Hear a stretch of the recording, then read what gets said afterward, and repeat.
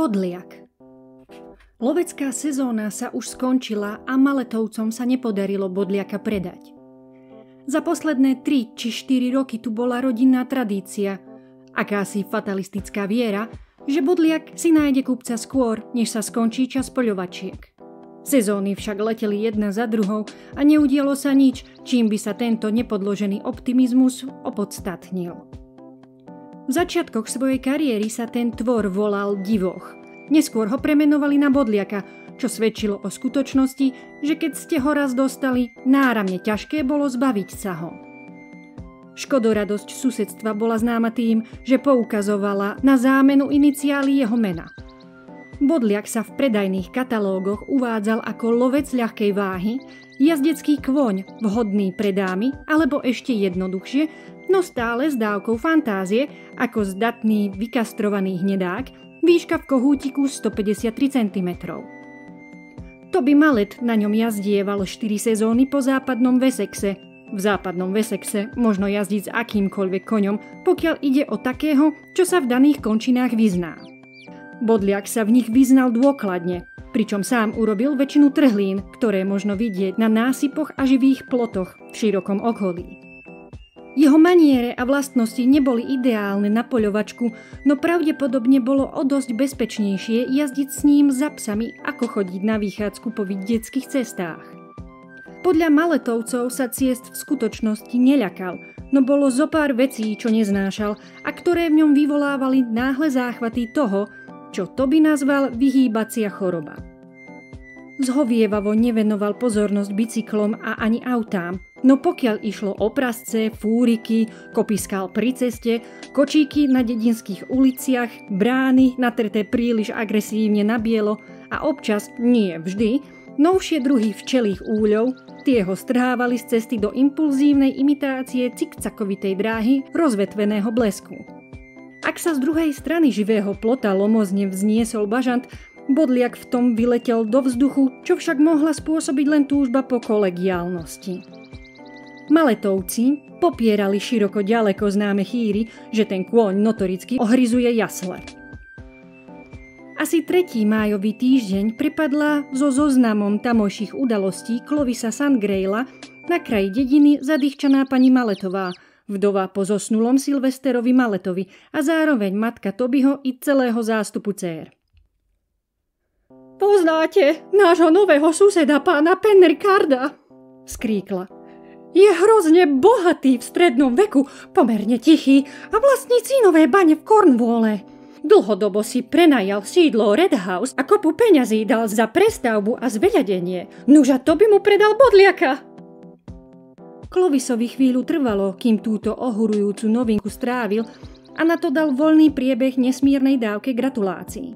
Keby patril medzi tých, čo väčšmi podliehajú citom, pravdepodobne by pani Malletovú poboskal. Máte veľké šťastie, že ste sa ho konečne striasli. Teraz si môžete kúpiť poriadne zviera. Odjak živa tvrdím, že Toby je šikovný. Ešte raz vám gratulujem. Gratulujte mi. Nič horšie sa ani nemohlo stať, zúfala si pani Malletová. Clovis na ňu vyvaľoval oči v nemom úžase. Pán Penricard, spustila pani Malletová, pričom jej hlas prešiel do, podľa nej, podmanivého šepotu, zatiaľ čo znel skôr ako chrapľavé, vzrušené pišťanie. Pán Penricard sa práve začal zaujímať o našu Jessie. Spočiatku len nebadane, za to teraz už celkom nepochybne. Bola som hlúpa, že som si to nevšimla skôr. Včera počas záhradnej slávnosti na fere sa jej spýtal na obľúbené kvety. Povedala, že klince. A tak ich dnes prišla celá kopa. Klinčeky a aj rúže a všetky nádherné tmavočervené, priam ukážkové kvetiny. A k tomu bomboniera, ktorú si iste objednal až z Londýna. Potom ju pozval na zajtrajší golf. A práve v tejto životne dôležitej chvíli mu Toby predá to zviera. No hotová katastrofa. Veď toho koňa ste sa predsa pokúšali zbaviť už celé roky, namietal Clovis. Mám dom plný dievok, povedala pani Malletová. Nože nesnažím sa ich zbaviť, to nie, samozrejme, no nejaký ten ženich by im všetkým prišiel celkom vhod. Je ich 6, viete? Neviem, odvetil Clovis. Nikdy som ich nerátal, no predpokladám, že s ich počtom máte pravdu. Toto matky zvyčajne vedia. Nož a teraz? Dodala pani Maletová svojím tragickým šepotom. Keď sa bezprostredne na obzoru vynorí majetný potenciálny manžel, príde Toby a predá mu tú mrcinu. Pravdepodobne ho zabije, ak sa na nej pokúsi jazdiť. Tak či onak, v ňom zahubí všetku náklonnosť, ktorú možno prechovával ku komukoľvek z našej rodiny. Čo teraz? Predsa si toho kôňa nemôžeme len tak vypýtať naspäť. Viete, vychválili sme ho až do neba, keď nám napadlo, že tu je nejaká šanca, aby ho kúpil a povedali sme mu, že tento tvor je preňho ako stvorený. Čo keby ste ho ukradli z jeho stajne a poslali pásť na farmu kdesi ďaleko? Navrhol Clovis. Na dvere napíšte volebné právo pre ženy a celá vec sa bude považovať za akt rozhorčených sufražetiek. Nikto, kto toho koňa poznal, by nemal ani to najmenšie podozrenie, že ho chcete späť. Všetky noviny tejto krajiny by sa do tej záležitosti obuli, odvetila pani Maletová. Vari už nevidíte tie titulky. Sufražetky ukradli vzácneho loveckého koňa. Polícia by prečesala celý vidiek, kým by ho nenašla. Nuž, Jessie sa musí pokúsiť získať ho od Penricarda naspäť so zámienkou, že je to jej odveký obľúbenec. Mohla by povedať, že ho predali len preto, lebo podľa starej zmluvy o rekonštrukcii bolo nutné zbúrať stajňu, no teraz to zariadili tak, aby stajňa mohla ešte pár rokov postáť. Bolo by čudné vypýtať si koňa späť po tom, čo sme ho práve predali, poznamenala pani Maletová. Niečo však urobiť musíme, a to ihneď. Ten pán na kone nie je zvyknutý a pamätám si, ako som mu povedala, že náš je krotký ako baránok. Napokon baránky zvyknú kopať, ak má sať ako zmyslov zbavené však. Baránok si reputáciu pokojného tvora naozaj nezaslúži, súhlasil Clovis. Na druhý deň sa Jessie vrátila z golfového ihriska so zmiešanými pocitmi radosti a znepokojenia. S ponukou na sobáš je všetko vybavené, oznámila. Vyrukoval s ňou na 6. jamke. Povedala som, že potrebujem čas na rozmyslenie. Prijala som ju na 7. Dcérka, vraví jej mama, keďže ho poznáš len krátko, myslím, že o trochu viac dievčenskej zdržanlivosti a zdráhania by bolo na mieste. Mala si počkať až do 9. jamky. 7. je veľmi ďaleko, odvetila Jessie. Navyše to napätie nás oboch rušilo pri hre. Kým sme sa dopracovali k 9. jamke, veľa sme si toho naplánovali. Medové týždne strávime na Korzike, možno si odskočíme aj do Neapola, ak sa nám bude chcieť, a ukončíme to týždňom v Londýne. 2 z jeho neterí sa ponúkne miesto družičiek, takže s našimi doma ich bude 7. A to je šťastné číslo. Oblečieš si sivomodré šaty a pripneš si na ne toľko čipiek, koľko len budeš chcieť. A mimochodom, dnes večer sa u nás zastaví a požiada ťa o súhlas s celou vecou. Zatiaľ všetko vychádza, no s bodliakom je to horšie.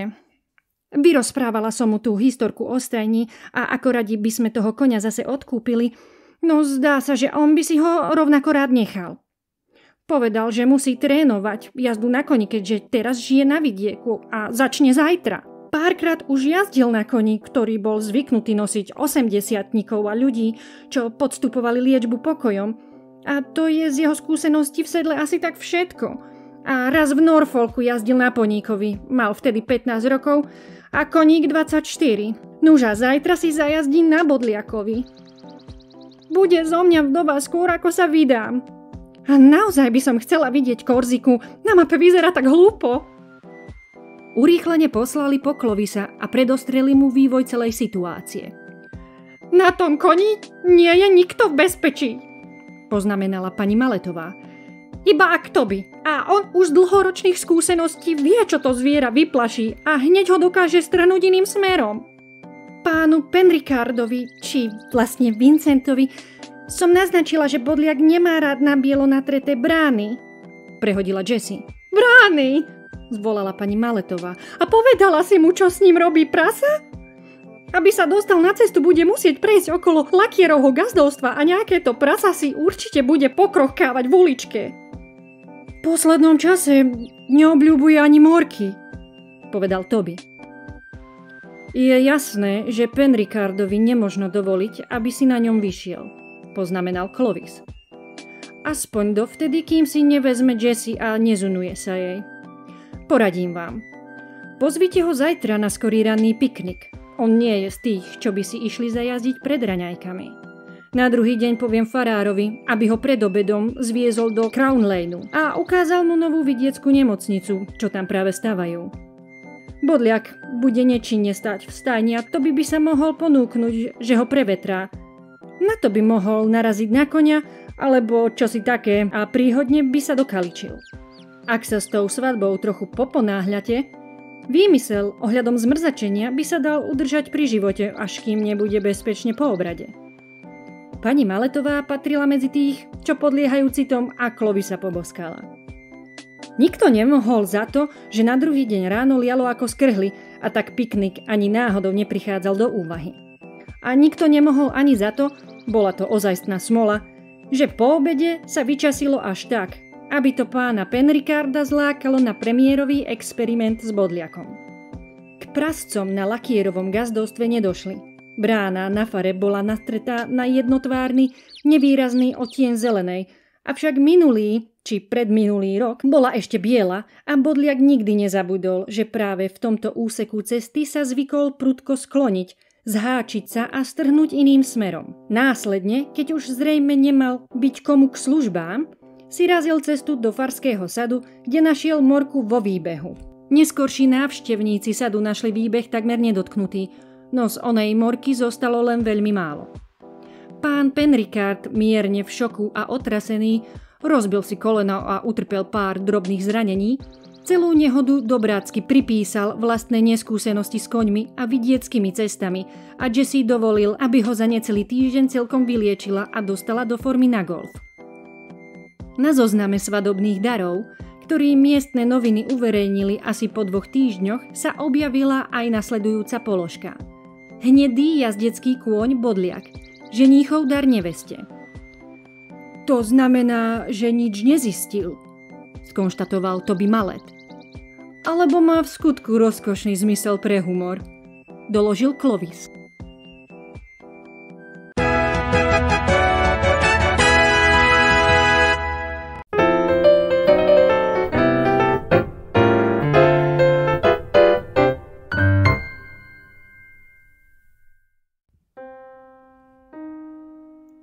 Otvorené dvere. Teta zíde dolu, čo nevidieť, pán Natel, povedala pozorhodne vyrovnaná 15-ročná mladá dáma. Zatiaľ musíte vystačiť so mnou. Frampton Natel sa usiloval nájsť správne slová, ktorými by primerane zalichotil tu prítomnej neteri tak, aby príliš neznevážil jej tetu, ktorá mala prísť. V duchu viac ako inokedy pochyboval, či tieto oficiálne návštevy, plejady úplne cudzích ľudí prospievajú liečbe nervov, ktorej sa mal práve podrobovať. Viem, ako to bude, dohovárala mu sestra, keď sa chystal utiahnuť na vidiek. Niekde sa tam zahrabeš, s nejakou živou dušou ani slova neprehodíš a tvoje nervy budú z dlhej chvíle na tom ešte horšie než kedykoľvek predtým. Dám ti odporúčancie listy pre všetkých, ktorých tam poznám. Pokiaľ si spomínam, niektorí z nich boli celkom milí. Frampton dumal, či pani Sapletonová, dáma, ktorej predkladal jedno z odporúčaní, patrí do spomínaných radov milých. Poznáte tu na okolí veľa ľudí? Opýtala sa ho netier potom, čo usúdila, že už dosť dlho tvoria tichú spoločnosť. Takmer nikoho, odvetil Frampton. Sestra tu bývala na fare, viete, asi pred 4 rokmi a pre pár domácich mi dala odporúčacie listy. Jeho posledná veta mala jednoznačne vôľný ráz. Čiže o mojej tete neviete vlastne nič, pokračovala vyrovnaná mladá dáma. Iba meno a adresu, pripustil hosť. Hútal, či je pani Sapletonová vydatá alebo vdova. Miestnosť mala v sebe čosi nedefinovateľné a práve to svedčilo o mužskom príbytku. Tá obrovská tragédia ju postihla iba pred 3 rokmi, povedala malá. Bolo to až po odchode vašej sestry. Tragédia? Začudoval sa Frampton. Zdalo sa, že tragédie do tohto pokojného vidieckého miestečka ako si nezapadajú. Možno sa čudujete, prečo nechávame v októbri podvečer tie dvere do Korán, podotkla netier, pričom ukazovala na rozmerné dvere do záhrady. Na toto ročné obdobie je pomerne teplo, poznamenal Frampton. Alebo tie dvere azda nejako súvisia so spomínanou tragédiou. Presne pred 3 rokmi nimi vyšiel manžel a jej 2 mladší bratia na svoj každodenný lov. Viac sa nevrátili.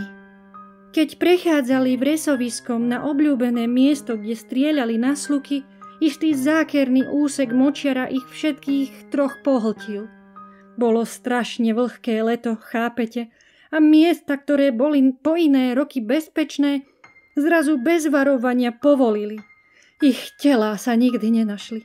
To bolo na tom najhoršie. Hlas tej malej zrazu stratil vyrovnaný ráz a zostal zraniteľne ľudský. Úbohá teta si myslí, že sa jedného dňa vrátia. Oni a aj malý hnedý prepeličiar, čo zmizol spolu s nimi a vojdú tými dverami, tak ako kedysi. Preto sú otvorené každý večer až do zotmenia. Chúďatko tetuška často mi rozpráva o tom, ako vtedy odišli. Jej manžel s bielým nepremokavým plášťom prehodeným cez ruku a Ronny, jej najmladší brat, ktorý si nôtil: Bertie, choď v čerty. Čím ju vždy dráždil, odkedy povedala, že jej to lezie na nervy. Viete, niekedy počas spokojných, tichých večerov, ako je tento, sa ma zmocňuje akýsi mrazivý pocit, že všetci vojdu tými dverami. Tu sa s drobnou triaškou zháčila. Framptonovi sa uľavilo, keď do miestnosti vtrhla teta vo víre ospravedlnení za svoj neskorý príchod. Dúfam, že ste sa s Verou nenudili, prehodila. Náramne ma upútala, odvetil Frampton.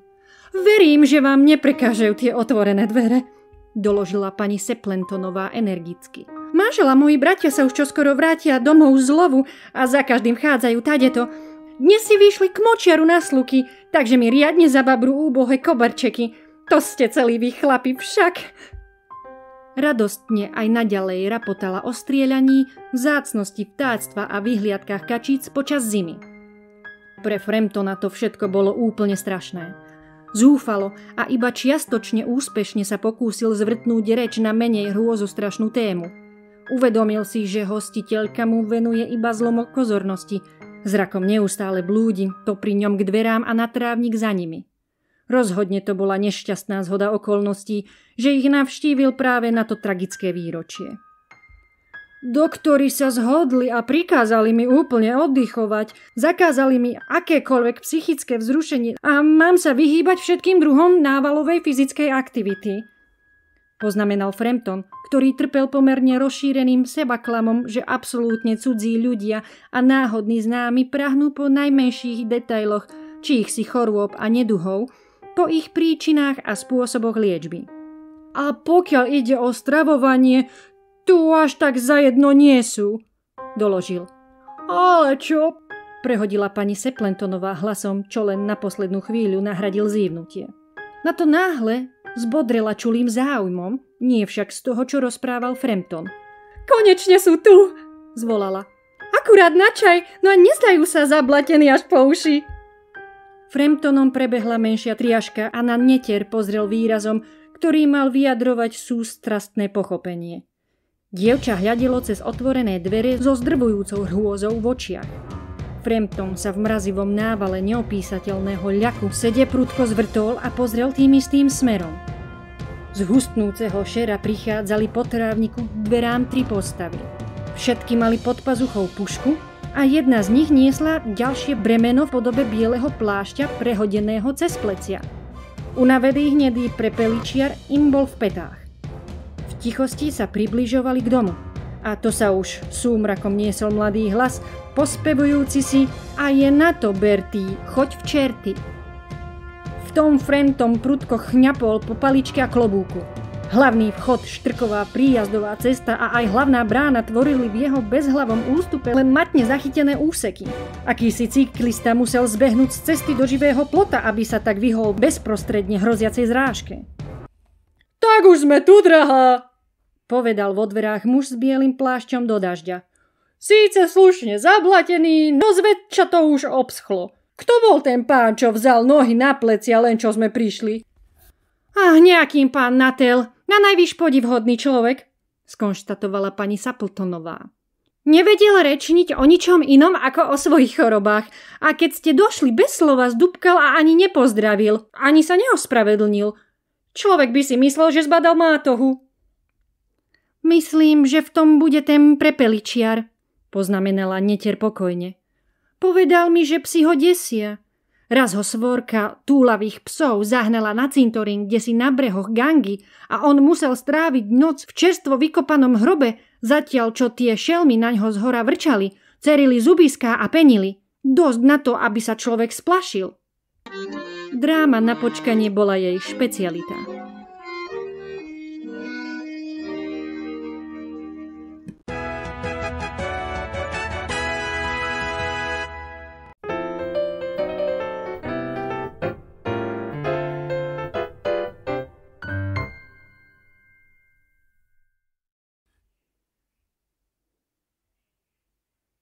Schwarzmeter-Klumova metóda.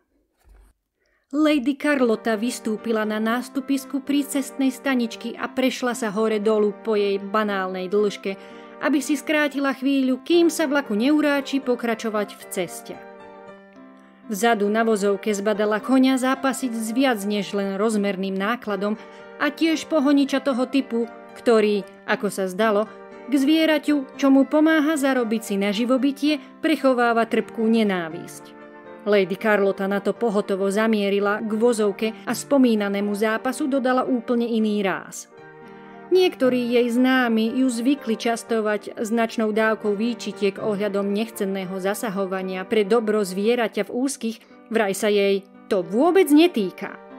Toto učenie nezasahovať previedla do praxe iba raz, keď jej najvýrečnejšiu predstaviteľku takmer 3 hodiny väznil na malom a mimoriadne nepohodlnom hlohu rozúrený kanec, zatiaľ čo Lady Carlotta za plotom pokračovala v maľbe akvarelového obrazu, na ktorom práve pracovala a medzi to prasa a jeho väzenkyňu sa odmietala zamiešať. Sú isté obavy, že ju to stálo priateľstvo s onou nakoniec vyslobodenou dámou. Pri tejto príležitosti ju to však stálo len vlak, čo podľahol prvému náznaku nedočkavosti, aký dal počas celej cesty najavo a odfúčal bez nej. Túto dezerciu prijala s filozofickou vlažnosťou. Priatelia i príbuzní si už totiž úplne zvykli, že batožina prichádza bez nej. Na to poslala namiesto určenia bezbožný neosobný telegram s tým, že príde nasledujúcim vlakom. Ešte si ani nestihla rozmyslieť svoj ďalší krok a už stála z očí v oči akejsi impozantne vyobliekanej dáme, ktorá si podľa všetkého v duchu už dlhšie robila inventúru jej šiat i zovňajška. Vy ste určite slečna Hapová, guvernántka, po ktorú som prišla. Prehovoril ten tón zjavom, ktorému sa už nedalo zvlášť vzdorovať. No dobre, keď určite, tak určite, povedala si Lady Carlotta s nebezpečnou pokorou. Som pani Quaberlová, dodala dáma. A kde máte batožinu, prosím vás? Tá sa mi stratila, odvetila domnelá guvernantka v súlade s nesmiernou životnou múdrosťou, že na vine sú vždy tí práve neprítomní. Batožina sa v skutočnosti správala dokonale korektne. Akurát som ohľadom toho telegrafovala, doložila o kus bližšie k pravde. Toľká mrzutosť, podotkala pani Quaberlová. Tieto železničné spoločnosti sú veľmi nezodpovedné. Moja slúžka vám môže požičať nejaké veci na noc, dodala a odviedla ju k autu. Cestou na sídlo Quaberlovcov sa Lady Carlotta veľkolepo oboznámila s charakterom bremena, ktoré si nedobrovoľne vzala na plecia. Dozvedela sa, že Claude a Wilfrid sú veľmi taktní a vnímaví mládenci, že Irene má vysoko vyvinuté umelecké cítenie a že Viola je osobnosť viac menej rovnako obyčajná, pokiaľ ide o deti 20. storočia jej vrstvy a typu. Prajem si, aby sa nielen učili, poznamenala pani Quaberlová, ale aj zaujímali o to, čo sa učia. Napríklad na hodinách histórie im treba navodiť dojem, že spoznávajú životné príbehy mužov a žien, ktorí skutočne žili, a nie, že sa len učia naspamäť celé more mien a dátumov. A samozrejme očakávam, že niekoľko dní v týždni budete pri stole hovoriť po francúzsky. 4 razy do týždňa budem hovoriť francúzsky a zvyšné 3 po rusky. Po rusky? Drahá slečna Hapová, v tomto dome nikto po rusky nehovorí a ani nerozumie. To mi ale vôbec neprekáža, podotkla Lady Carlota chladne. Pani Quaberlovú, použijúc hovorový výraz, to úplne prevalcovalo. Patrila medzi tie nedokonale sebavedomé osoby, ktoré sú nadnesené a suverénne dovtedy, kým im niekto vážnejšie neoponuje. Aj tá najmenšia známka neočakávaného vzdoru spôsobí, že sa zľaknú a začnú sa ospravedlňovať. A keď nová guvernántka ani náhodou nevyjadrila závratný obdiv nad priestranným, čerstvo kúpeným a drahým autom, a len letmo sa zmienila o výsostných prednostiach jednej či 2 značiek, ktoré sa práve dostali na trh, jej patrónka prehrala bezmála na celej čiare. Jej pocity by mohli zhmotniť rozpoloženie akéhosi vodcu z čia starovekých vojen, ktorý zbadal, že strelci z parku a oštepári postupne vyhnali z bojiska jeho najťažšieho bojového slona. V ten deň pri večeri pani Quaberlová nezískala späť nič zo stratenej pôdy pod nohami, a to ani napriek opore manžela, ktorý od nej preberal všetky názory a celkovo jej poskytoval morálnu podporu. Guvernantka sa nielenže sama v pohode a oddane obslúžila vínom, ale preukázala aj odborné vedomosti, ktoré obšírne rečnila na tému rozličných ročníkov vín, vôbec nemohli znalecky figurovať. Predošlé guvernantky zužovali rozhovory o víne úctivým a nesporne úprimným prejavom, že dávajú prednosť vode. Keď však táto zašla až tak ďaleko, že im odporúčala istú vinárskú firmu, ktorej sa možno zveriť bez toho, aby človek niečo pokazil, pani Quaberlová usúdila, že nastal čas zvrtnúť reč do vychodenejších koľají. Od kanona týpa sme dostali vaše v skutku slušné referencie, poznamenala. Povedala by som, že to je vážený človek. Pije ako dúha, mláti ženu, ale inak dobrá od kosti, zareagovala chladne guvernantka. Ale milá slečna Hapová, verím, že teraz len preháňate, jednohlasne zhýkli Quaberlovci. Pravdu povediac, treba uznať, že istá provokácia by tu bola, vymýšľala ďalej. Pani Týpová je totiž pri bridži tá najväčšia otrava, s akou som kedy hrala. V kartách vynáša a hlási tak, že nad istou dávkou násilia zo strany jej partnera by sa ešte dali prižmúriť oči, no fakt, že na ňu vystriekal plnú a v dome jedinú sifónovú fľašu v jedno nedeľné popoludnie, keď sa nová nedá zohnať, svedčí o bezohľadnosti voči pohodliu druhých, ktorú som už pardonovať nedokázala. Možno si pomyslíte, že súdy vynášam prirýchlo, no práve tento incident so sifónom bol dôvod, prečo som odišla. Toto preberieme inokedy, chvatom zaonačila pani Quaberlová. K tomuto sa už vracať nebudem, rozhodne namietala guvernantka. Na to pán Quaberl príhodne zmenil tému otázkou, ktorým predmetom plánuje nová učiteľka na druhý deň začať. Históriou, informovala ho. Áno, históriou, zareagoval mudrlánsky. Pri vyučovaní histórie sa musíte snažiť o to, aby ste ich látkou zaujali. Navodiť im dojem, že spoznávajú životné príbehy mužov a žien, ktorí skutočne žili. To všetko som jej už povedala, skočila mu do rečí pani Quaberlová. Ja vyučujem históriu Schwarzmeter-Klumovou metódou, poznamenala guvernantka naduto. Ach tak, ozvali sa jej poslucháči, pričom sa im zdalo vhodné predstierať, že sú oboznámení pri najmenšom s oným názvom. A vy tu čo stvárate, deti? Čudovala sa na druhý deň ráno pani Quaberlová, keď zbadala Irene pomerne skleslo sedieť na vrchu schodiska, zatiaľ čo jej sestra celá skľúčená trónila pri okne za ňou, takmer úplne zahalená predložkou z vlčej kože. Máme hodinu histórie, zaznela nečakaná odpoveď. Ja som akože Rím a Viola nado mnou má byť vlčica. Sice nie je živá, no je to podobizeň tej, ktorú Rímania uctievajú. Už som aj zabudla prečo. No a Claude s Wilfridom išli po žabinky. Žabinky? Áno, museli ich uniesť. Sami nechceli, no slečna Hapová zobrala jednu z otcových palíc so slovami, že ak to neurobia, zmláti ich ako žito. A tak sa do toho pustili. Na to sa zo záhrady ozvalo silné zlostné jačanie a v horúčkovitom zhone tam dohnalo pani Quaberlovú, ktorá sa obávala, že zastrašovanie bytkov je už v procese výkonu trestu. Onú haravaru však spôsobili predovšetkým strážnikové dve céry, ktoré do domu vliekli a hnali Claude s Wilfridom, obaja zadýchčaní a strapatí, pričom sa tej úlohy prostredníctvom vytrvalých, aj keď nie zvlášť účinných výpadov, ešte krutejšie zhostil braček zavlečených panien. Guvernántka s palicou v ruke nonšalantne vysedávala na kamennej balustráde a na celú scénu dozerala s chladnou nezaujatosťou bohyne vojny.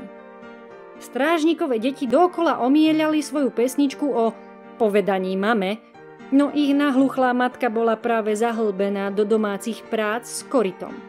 Po nesmelom pohľade k vrátnici, tá dobráčka totiž oplývala výsostne bojovou povahou, čo občas predstavuje výsadu hluchých, sa pani Quaberlová s rozhorčením vrhla na pomoc vspierajúcim sa zajacom.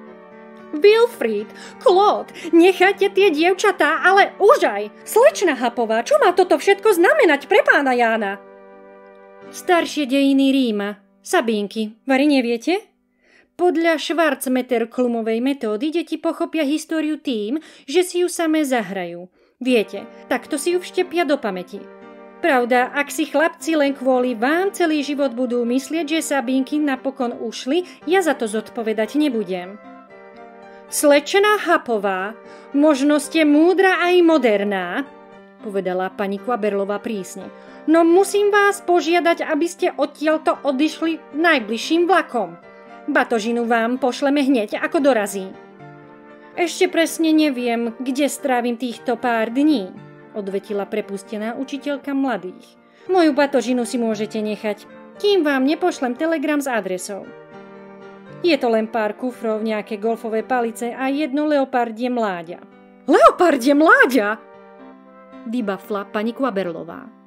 Osud podľa všetkého chcel, aby táto neobyčajná osobnosť šírila okolo seba rozpaky ešte aj pri svojom odchode. Vlastne to už ani nie je mláďa, ale takmer odrastený jedinec, viete. Denne zvykne dostávať kura a vždy v nedeľu zajaca. Surové hovädzie ho priveľmi popudzuje a so zháňaním auta sa neobťažujte, zažiadalo sa mi prechádzky. A tak sa Lady Carlota krokom vytratila Quaberlovcom za obzorom. Príchod pravej slečny Hapovej, ktorá si poplietla deň svojho nástupu, spôsobil zmätok, na čo tá privetivá dáma nebola vôbec zvyknutá. Samozrejme, z Quaberlovcov si niekto priam žalostne vystrelil, no aj napriek tomu sa im celkom uľavilo, keď na to prišli. Milá Carlota, aké nepríjemné, povedala hostiteľka, keď sa jej dlho očakávaná návšteva konečne dostavila. Naozaj nepríjemné, že vám ušiel vlak a museli ste nocovať na neznámom mieste. Ale čo by, odvetila Lady Carlota. Vôbec to nebolo nepríjemné, aspoň pre mňa nie.